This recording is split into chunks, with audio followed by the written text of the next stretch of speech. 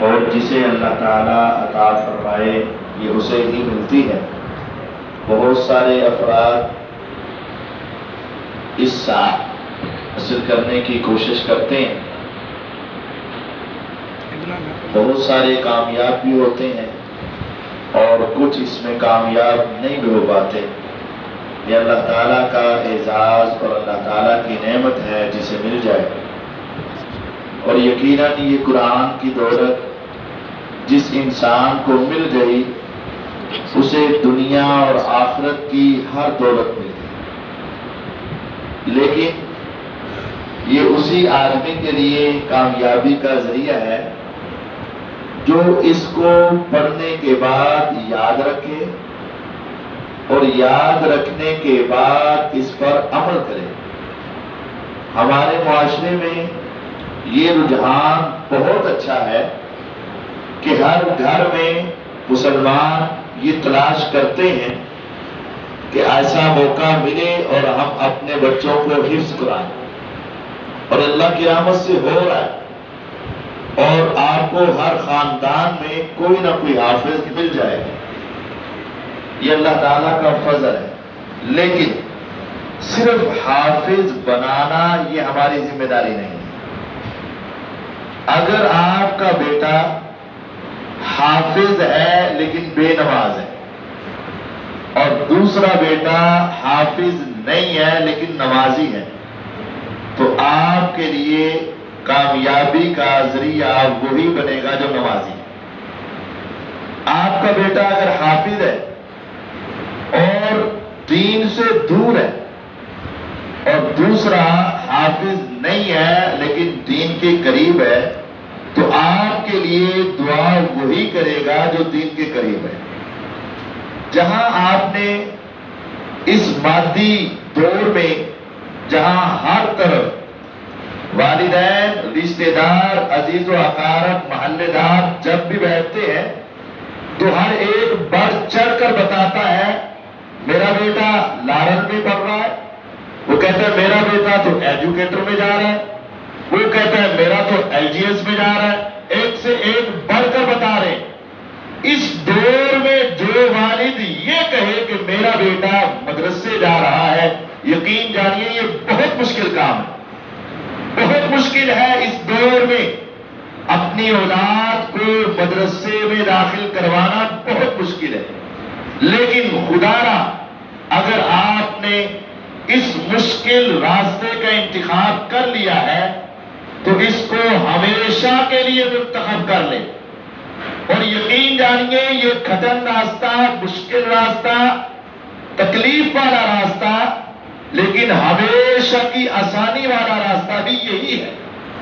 اگر آپ چاہیں کہ مجھے اور میری اولاد کو دنیا کی آسانیاں مل جائیں تو یہ راستہ نہیں ہے۔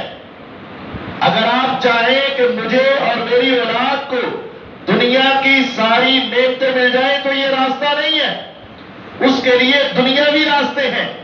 لیکن اگر آپ چاہتے ہیں کہ آپ کو اور آپ کی اولاد کو آخرت کا اور جنت کا آسان راستہ مل جائے تو یقین جانیے اس سے آسان راستہ کوئی نہیں، لیکن شرط یہ ہے کہ اس کو مستقل طور پر اپنائیں۔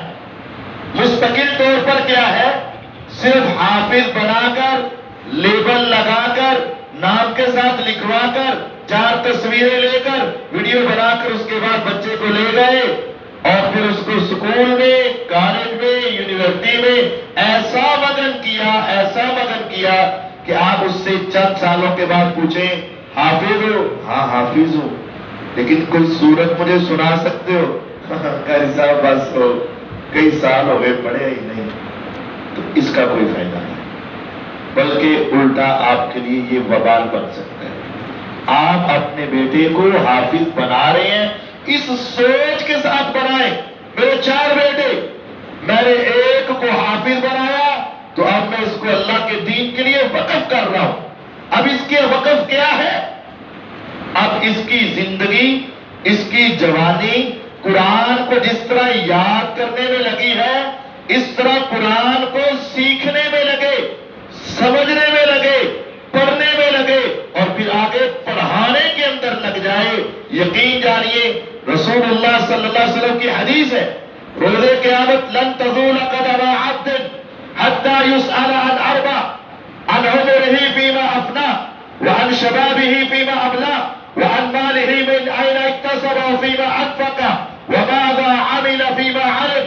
اللہ کے سامنے ہر شخص پہنچے گا, کوئی ایسا نہیں جو وہاں نہ جائے, اور ہر شخص جب اللہ کے سامنے آئے گا اس وقت تک اسے اپنا قدم ہلانے کی اجازت نہیں ملے گی جب تک 4 چیزوں کا جواب نہ دے دے. پہلا سوال یہ ہوگا بتا تو نے اپنی عمر کہاں گزاری. دوسرا سوال یہ ہوگا بتا تو نے اپنی جوانی کہاں فنا کی. تیسرا سوال یہ ہوگا مال کہاں سے کمایا, کہاں خرچ کیا. چوتھا سوال یہ ہوگا جو تو نے سیکھا تھا اس پر عمل کیا کیا. ہر کوئی اپنا اپنا جواب دے گا, لیکن تصور میں جا کر دیکھیں جس بچے کو آپ نے دین کے لیے وقف کیا ہو اور اگر اس کے بچپن سے لے کر جوانی, جوانی سے لے کر بڑھاپا اور زندگی سے لے کر موت تک اگر وہ اس دین سے جڑ گیا, جب پہلا سوال ہوگا عن عمرہ فیما افنی, بتا تو نے اپنی عمر کہاں گزاری, وہ کہے گا یا رب جب مجھے ہوش آنے لگا تھا والدین نے میری انگلی پکڑی اور مدرسے میں داخل کر دیا, پھر ساری زندگی تیری مسجد کے ساتھ ہی گزار دی. کس قدر خوبصورت جواب ہوگا. اور پوچھا جائے گا تو نے اپنی جوانی کہاں گزاری, جوانی کہاں گزاری.